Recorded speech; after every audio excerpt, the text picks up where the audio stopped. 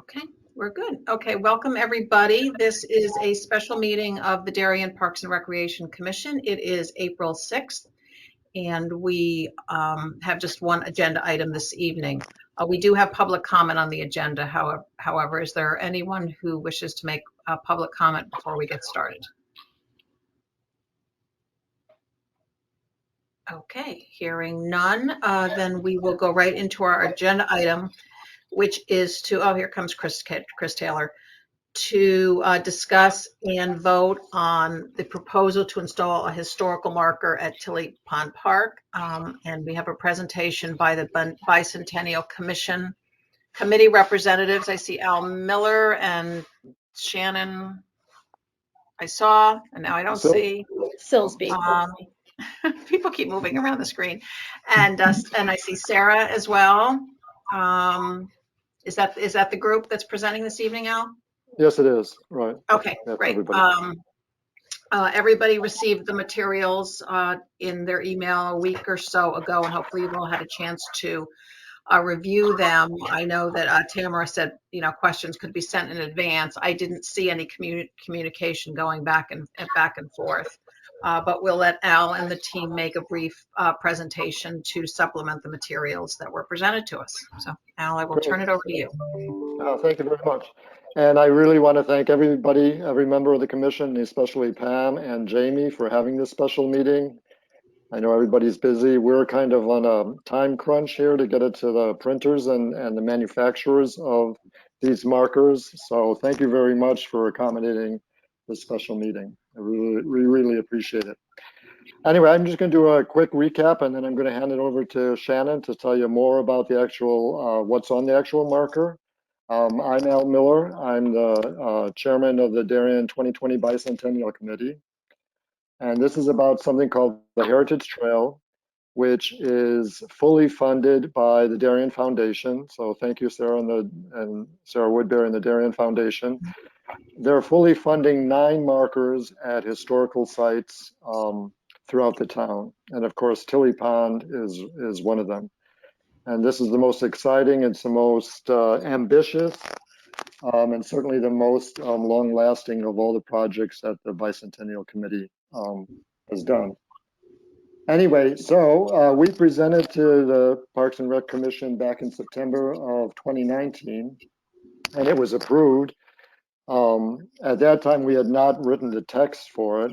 We showed you what the markers were going to look like and everything and where they were going to be placed. And it was approved. Then COVID hit, but that didn't stop us. So in the meantime, in these past 2 years, we contracted, Shannon can tell you a little bit more about it. We contacted a manufacturer and somebody to do the creative, but we've also met with the Architectural Review Board, and they approved it. We met with the Monuments and Ceremonies Commission, and these markers are officially, they have ownership of them because it's officially considered a monument. 4 of them are going on town property. 5 of them are going on private property. And 3 of them were already, we had a ribbon cutting for 3 of them last year in November. Mather House, Museum of Darien, Mather Homestead, I'm sorry, Museum of Darien and the First Congregational Church. It went really well. Everybody is really excited about it. And then last week we met with the Board of Selectmen and they unanimously approved everything. They're really excited about it. So we have been doing a lot of work. We're really excited about it. And most importantly, what we've done is we got a great project manager, Shannon Silsby, who's on the phone, and she'll present, I think, what's actually on the markers, who we got to write them, and everything else. So take it away, Shannon. Awesome. Thank you, Al. And thank all of you for giving us some time tonight. This is what we call marker number 4, and it's one near and dear to my heart because I spend a lot of time in Tilly, living right near it. The marker really tells the story of George Dudley Tilly and how his home and his farm came to be the Tilly Pond that we love today. So really tells that story that so many of us know, but maybe don't know specifics of about the Tilly Bird Farm. It talks about how renowned the pond then became as the train would roll by. And then how in the 70s that working farm became what we call a community jewel. And if you read from left to right on the marker we shared with you, you can see the evolution and the arc of that story. Along the way, highlighting, things that we can see today, like that amazing garden arch on Mansfield Avenue, which may not have caught your eye until maybe you saw it on the marker. That's one of my favorite things. To where the house stood. This marker will be placed to the right of the ice house. If you're standing looking at the ice house, it'll be to the right. And we found that spot with Jamie earlier in the project. And so when you're standing at the marker, you'll be able to look to your right and see where George and Marguerite's house stood, which is kind of cool to kind of take you back when the pond was literally their backyard. So happy to answer any questions about the marker itself and the story. To Al's point, I'm just going to hold up. This is The Story of Darien by Ken Reese. A great book, if any of you haven't seen it before. Ken is the Museum of Darien historian and the go-to for all things Darien history. We also used a Monuments and Ceremonies book, a Monuments and Cemeteries book by Karen Pollitt. She's was on the Monuments and Ceremonies Committee for over 2 decades, and she helped, some of her work helped inform the writing of this marker. So open for any questions that you might have about the marker. Okay, questions from commission members? I'm not seeing any. You may be wondering how big it's going to be. It's going to be 2 feet by 3 feet. And I don't know if you've seen any of the ones that Al mentioned, one in the ground. They're beautiful, and really will be a nice. I mean, there's so much traffic there every day. I'm hoping to see lots of people stopping and taking in the story of Tilly. Susan, did you have a question? Oh yeah, just a quick question. Shannon, how are you? They look really great. I've been admiring them around town, driving by. They're in great spots. And I like that you included the QR code too. I love that because that makes it so current, so you can get more info or find out and maybe see the other one probably on that document. The only other question I had for you was anything about how long these will last. Are they? I mean, there's a lot of color, beautiful, vibrant stuff going on here. So, what do you anticipate? And if they do start to fade or get discolored, are you guys going to maintain them or replace them? Good question. I'll answer that, and then I will mention where that QR code goes as well. So our vendor is G-Force, a Connecticut-based vendor. We were mindful to keep the business in the state, and we vetted in choosing a vendor that very thing, Susan. How well they would stand up.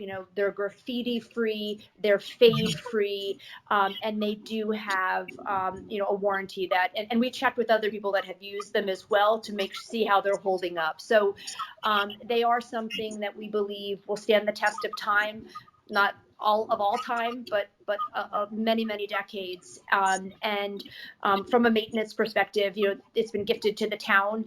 So after a certain period of time, the Bicentennial Committee clearly will go away, but they should last quite a while, Susan, and have a great vendor partner if in fact there's an issue of any sort.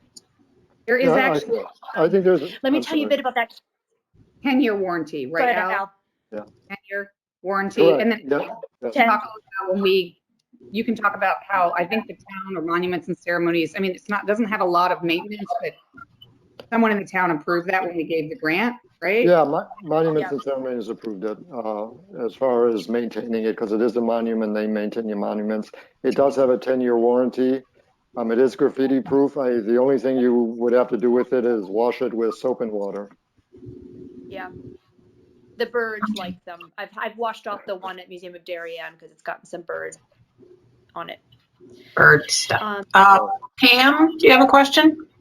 Yes, I was curious if when you said G-Force was the vendor, was that the vendor that also did the stand, or was it just solely the sign? So there's the two entire vendors. package. Yeah, Well, I'm we have sorry. another vendor. There's another vendor that Sorry, actually did the creative work, Yeah. but actually something you touch and the installation was G-Force. So it's good that one company from soup to nuts manufactures the stand and the actual marker, and they install it. Yeah. Great. I wonder if somebody can give me We their use contact information. Yeah. So again, we've got a creative house, Miranda Creative, another Connecticut-based creative agency that designed it with us, and then G-Force that from soup to nuts made it and installed it. And I can send that information to Pam. Pam, did you ask that question? Yes, please. Okay, I'll send it to you. And if you'd like me to introduce you to both vendors, I'm happy to. They've been great. Great. Thank you. Okay. Could I speak to the QR code? That was a late addition to the project, and it does drive to a mini site that's being nicely hosted by the Museum of Darien, and it was done, to your point, Susan, to extend the accessibility of the trail. So if you're standing, if you're in Darien, you can access it. If you're in Hawaii, you can access the Darien Heritage Trail. Look, if reading's not your thing, we now have oral histories for the first 3 markers that will be found on that mini site, so someone could listen to the oral histories that create the Darien Heritage Trail. We also had education in mind in adding the QR code, so that as the 5th graders make the way around and maybe hit some of these on their traditional field trip, if a teacher wants to pull the marker back up in the classroom, they can do that with the QR code and the mini site. So again, all about extending the reach and the accessibility of the trail.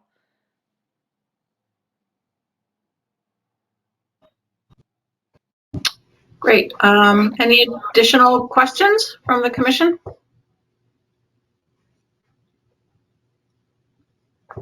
No? Okay. Then are we ready to go to a vote? I think it looks fabulous. I really enjoyed reading it very much. I did not know this history. So I was like, wow, how did I not know about this living in town for 3 decades?